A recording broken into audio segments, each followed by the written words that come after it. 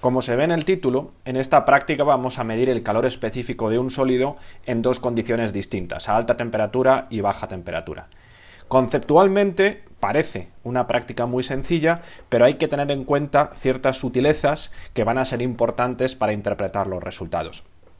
Desde un punto de vista teórico, nos vamos a basar en el principio cero de la termodinámica, que grosso modo nos viene a decir que cuando ponemos en contacto dos sistemas a distinta temperatura, se van a equilibrar a una temperatura común. Estamos acostumbrados a formular este principio de esta manera.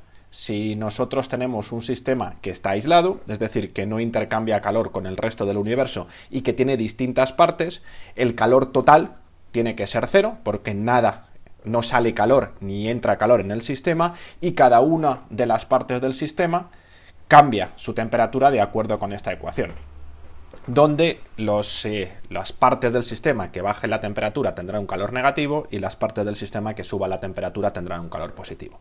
Esta es la fórmula que estamos acostumbrados a manejar, pero hay que tener un poquito de cuidado porque esta fórmula de aquí se basa en suponer que el calor específico es constante a lo largo de todo el intervalo de temperaturas en el que nos estamos moviendo. Si eso no ocurre, hay que tener un poco más de cuidado con la formulación de este principio cero.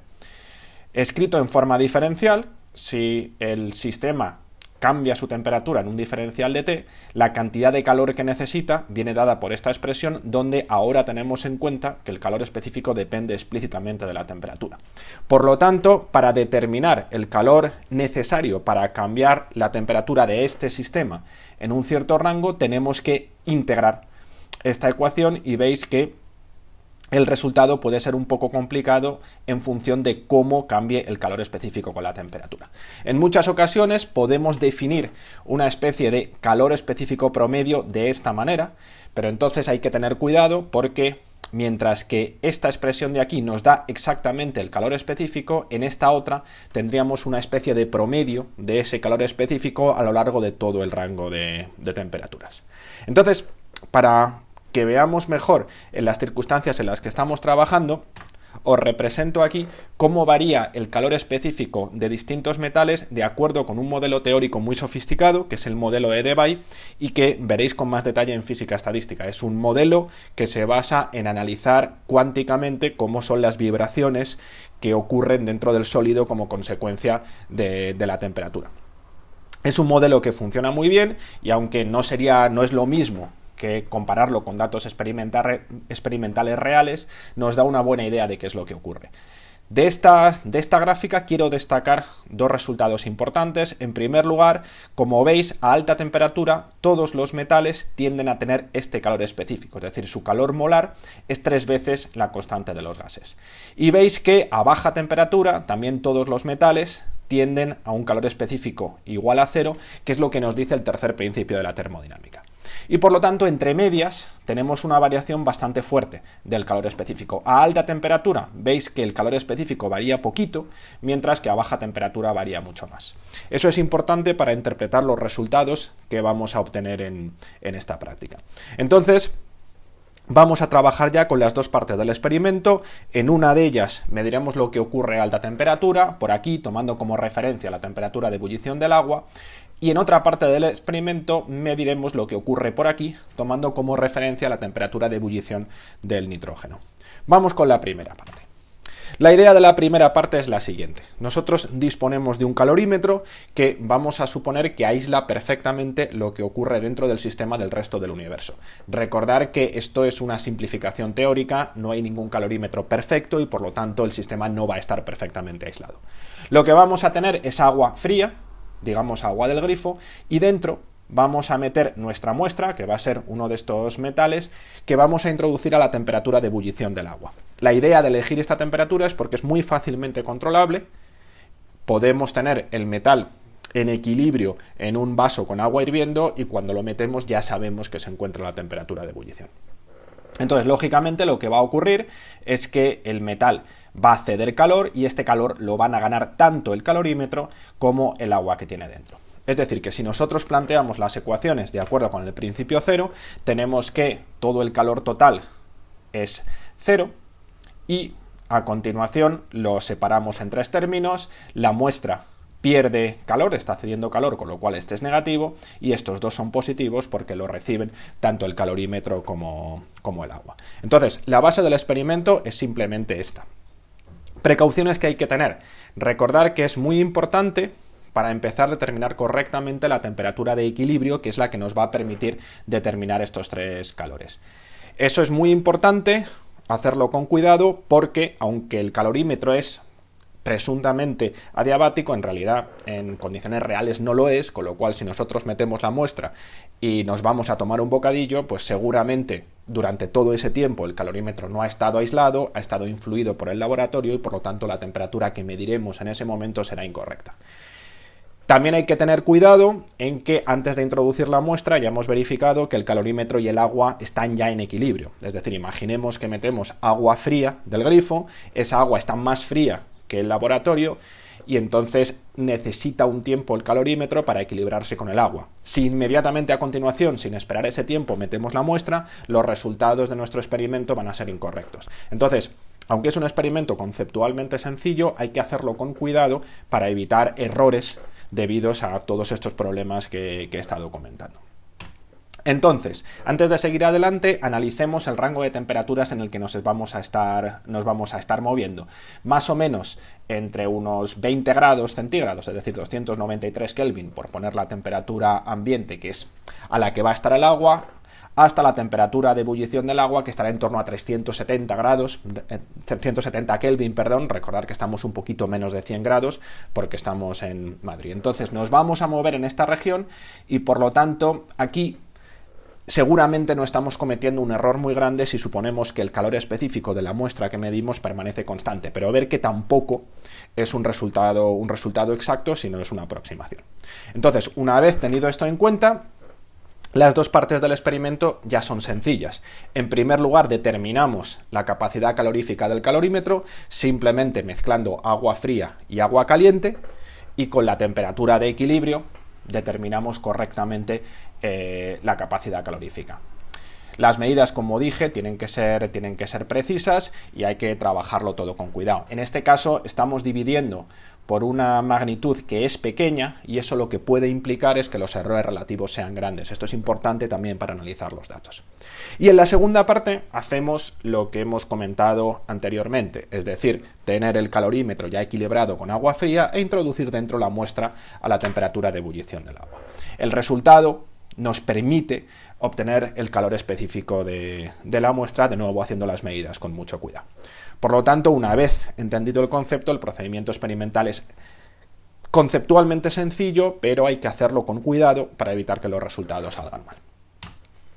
Los datos que tenéis, bueno, pues se resumen en esta hoja Excel. Aquí a la izquierda tenéis los datos de la primera parte, donde tenemos el agua fría, el agua caliente y la temperatura de equilibrio junto con la masa del calorímetro. Esto nos va a permitir calcular la capacidad calorífica del calorímetro. Y aquí tenemos los datos correspondientes a esta segunda parte para los tres sólidos que están a disposición, aunque tengáis que hacer uno de ellos. Entonces tenemos aquí todos los datos, que son las masas de los sólidos, las temperaturas frías, calientes y las temperaturas de equilibrio. Recordar que esta segunda parte va a depender de la capacidad calorífica del calorímetro que hayáis obtenido a partir de estos datos. Con esta parte habríamos terminado esta medida a alta temperatura y vamos a proceder con la segunda parte de esta práctica, que es medir a baja temperatura. En este caso, la idea es parecida, lo que pasa es que vamos a tener unas pequeñas diferencias. Lo que vamos a tener es un recipiente, no voy a llamarlo calorímetro, es un vaso de corcho, lo he representado con paredes aislantes porque en realidad aíslan razonablemente bien. Dentro de ese vaso vamos a tener nitrógeno, el nitrógeno se va a encontrar a su temperatura de ebullición y está en estado líquido. Y lo que vamos a hacer es introducir la muestra, el sólido, desde ya equilibrado la temperatura ambiente en este vaso. Entonces, ¿qué es lo que va a ocurrir? Lógicamente, el sólido le va a ceder calor al nitrógeno, lo que pasa es que el nitrógeno, como está a su temperatura de ebullición, no se va a calentar, sino que se va a evaporar. Lo que ocurre es que además tenemos que tener en cuenta el calor que le está cediendo el laboratorio también al nitrógeno para evaporarlo. Aquí lo he representado de forma que el calor solamente accede por la parte de arriba, que es la que está abierta, podría acceder ligeramente por las paredes del recipiente, pero como es bastante aislante voy a suponer que por ahí no entra calor. Por lo tanto, ahora, si lo que nosotros queremos es utilizar el mismo principio cero de la termodinámica, tenemos que introducir el laboratorio, porque el laboratorio también está cediendo calor al sistema. Por lo tanto, nuestra ecuación global va a ser el calor del laboratorio más el del nitrógeno más la de la muestra, tiene que ser igual a 0. Entonces, fijaos que el calor del nitrógeno lo podemos vincular a la cantidad de masa que se ha evaporado por la entalpía de vaporización, porque en este caso no estamos calentando el nitrógeno. Y el calor de la muestra podemos utilizar el mismo resultado que antes. Fijaos que le he puesto el promedio al calor de la muestra, lo veremos a continuación, pero tenemos un problema que es determinar este calor del laboratorio.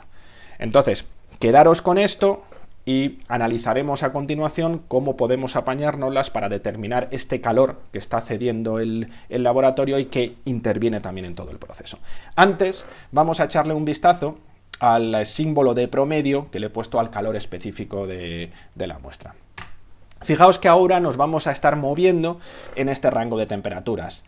La temperatura de ebullición del nitrógeno son aproximadamente unos 77 Kelvin y nos vamos a mover pues, hasta la temperatura ambiente que está cerca de 300 Kelvin. Por lo tanto, lo que va a hacer la muestra es bajar desde esta temperatura hasta esta otra, que es cuando se va a equilibrar a la temperatura de ebullición del nitrógeno. Fijaos que aquí, prácticamente sea cual sea el metal con el que estamos trabajando, vamos a tener una amplitud muy grande de valores del calor específico. Por eso, en este caso sí que le hemos puesto un símbolo de promedio al calor específico, porque no podemos quedarnos en aproximación con ninguno de los valores que están aquí. Entonces, esto es importante para interpretar los resultados. Una vez tenido esto en cuenta, vamos a analizar cómo consideramos este calor del laboratorio para hacer los cálculos bien. El procedimiento va a ser muy parecido al que utilizasteis en la práctica de la entalpía de vaporización del nitrógeno en el primer semestre. La idea es la siguiente: vamos a tener nuestro vaso con nitrógeno conectado a una balanza que lee cómo va cambiando la masa y se lo transmite a un ordenador, y el ordenador también registra los tiempos a los que está sucediendo. Entonces, si en primer lugar colocamos este vaso sin la muestra dentro, como consecuencia del calor que le transmite el laboratorio, va a ir perdiendo masa, que es lo que observamos en esta parte de la recta. Entonces, una vez que hemos obtenido unos cuantos valores de cómo cambia la masa con el tiempo debido al calor que transmite el laboratorio, lo que hacemos a continuación es introducir la masa en el vaso. Esto es lo que se representa en este salto de aquí, porque evidentemente al introducir la muestra, pues la masa ha aumentado muy deprisa. Entonces vamos a analizar lo que ocurriría.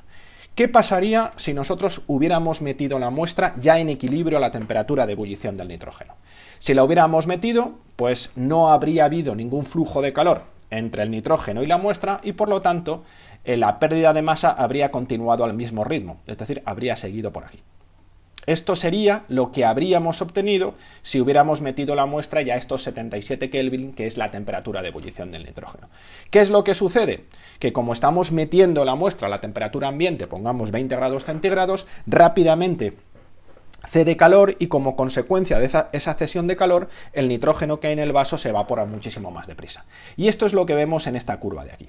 Vemos que la masa de nitrógeno va bajando muy deprisa, y llega un momento en que el nitrógeno deja de evaporarse a toda la velocidad. Eso se observa en el laboratorio porque la ebullición pasa a ser muy suave, deja de haber burbujas, y volvemos a tener una recta paralela a la que teníamos al principio. En estas condiciones, la muestra ya se encuentra a la temperatura de ebullición del nitrógeno, y por lo tanto la única fuente de calor que evapora el nitrógeno es el laboratorio. Fijaos que es interesante que justo antes de alcanzar el equilibrio, la velocidad de evaporación aumenta, es decir, el sólido suelta calor mucho más deprisa. Es un efecto curioso que además permite determinar visualmente cuándo termina esta cesión de calor.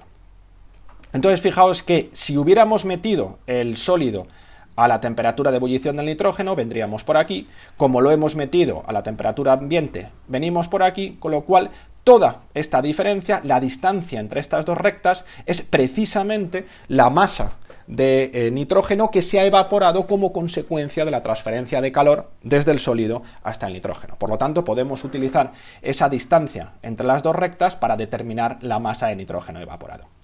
En principio estas dos rectas deberían ser exactamente paralelas, por lo tanto no debería importarnos el punto en el que medimos esta distancia.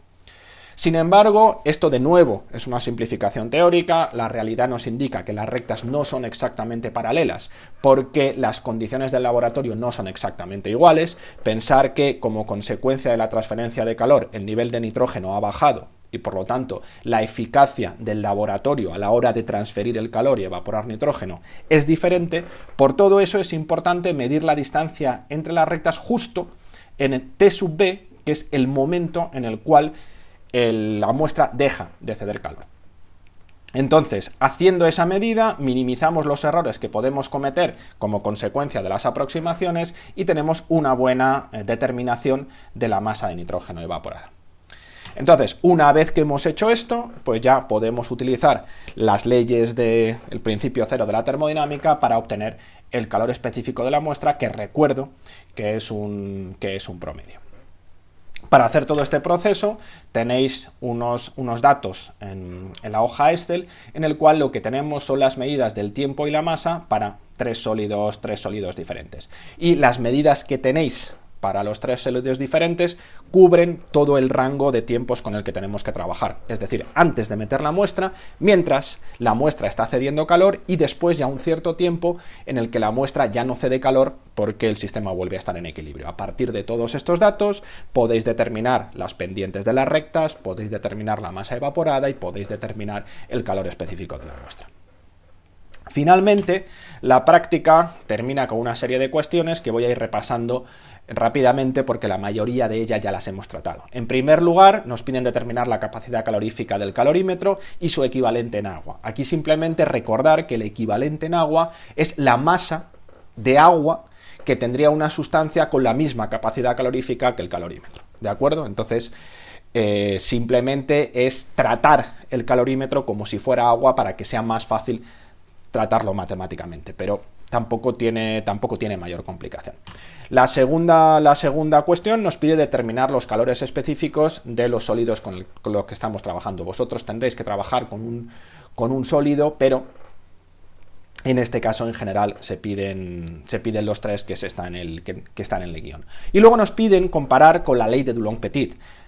Podéis buscar la ley de Dulong-Petit, pero lo que nos dice esta ley es lo que hemos comentado al principio del vídeo, que a alta temperatura el calor específico de los metales, el calor molar de los metales, es 3 veces la constante de los gases. Entonces, con esto y con lo que hemos comentado al principio, podéis interpretar los resultados que estáis obteniendo.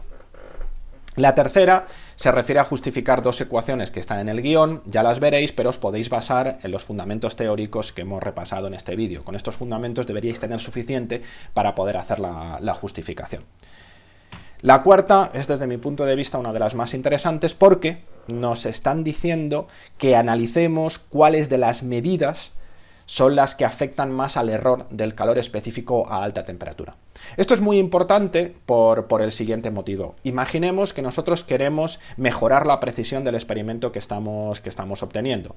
La forma más sencilla es mejorar la precisión de los aparatos que estamos utilizando para medir. Pero bueno, en cualquier experimento sucede en el mundo real y por lo tanto siempre sale más caro un dispositivo que tiene mayor precisión de medida que un dispositivo que tiene menor precisión de medida. Concretamente en el laboratorio, para medir las temperaturas del agua y la temperatura de equilibrio de la mezcla, utilizamos un termómetro cuyo error sistemático es la décima de grado, mientras que para determinar la temperatura de ebullición utilizamos un termómetro cuyo error sistemático es 1 grado centígrado. Evidentemente este segundo termómetro es muchísimo más barato y el primero es más preciso y más caro.